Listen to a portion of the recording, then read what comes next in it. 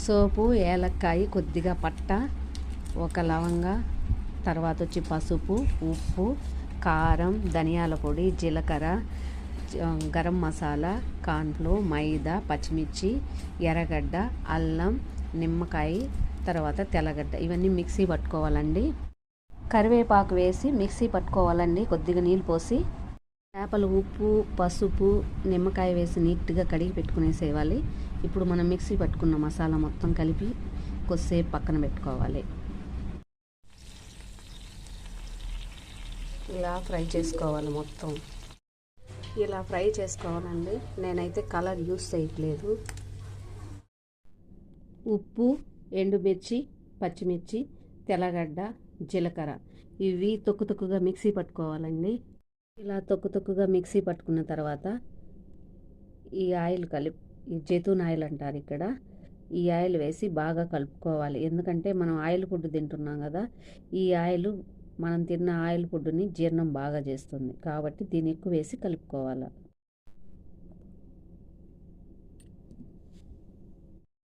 ఇది చిల్లీ పచ్చడి అండి. మేము చేపలు చేసినప్పుడు పెరుగు రైతా తినమండి, అందుకని దీన్ని తయారు చేసుకున్నాము.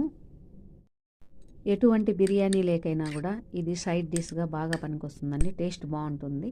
ఒకసారి ట్రై చేసి చూడండి.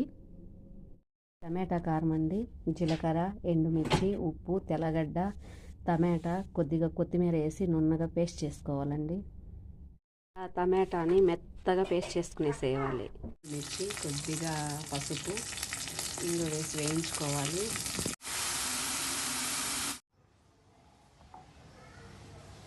మినిట్స్ వరకు ఉడికించుకోవాలి. పచ్చిమిర్చి ఇలా మధ్యలో ఘాటులాగా పెట్టుకొని ఇందులో కొద్దిగా నిమ్మకాయ, ఉప్పేసి ఊరబెట్టుకునేసేవాళ్ళండి.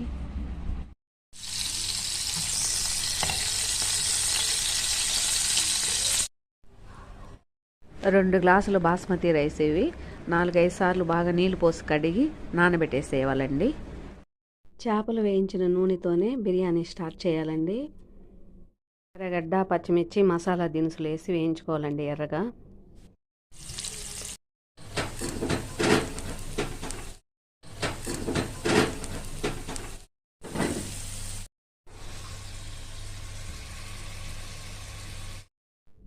కారం, ధనియాల పొడి, గరం మసాలా, పసుపు, చికెన్ మసాలా అండి.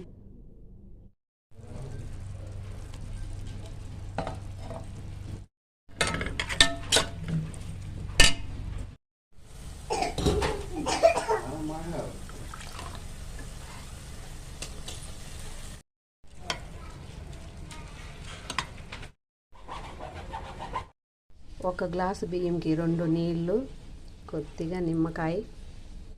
హై ఫ్లేమ్లో పెట్టి మూత పెట్టేసేవాళ్ళు.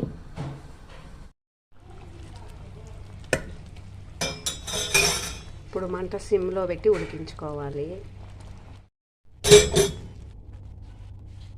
పైన చేపలు పచ్చేసి మిక్స్ వేసి కొద్దిగా నీళ్ళు చల్లేసి ఇలా ప్యాక్ చేసేసి మూత గట్టిగా పెట్టి దమ్ పెట్టాలి. స్టవ్ ఆఫ్ చేసేసి అలాగే కొద్దిసేపు వదిలేసేయాలి.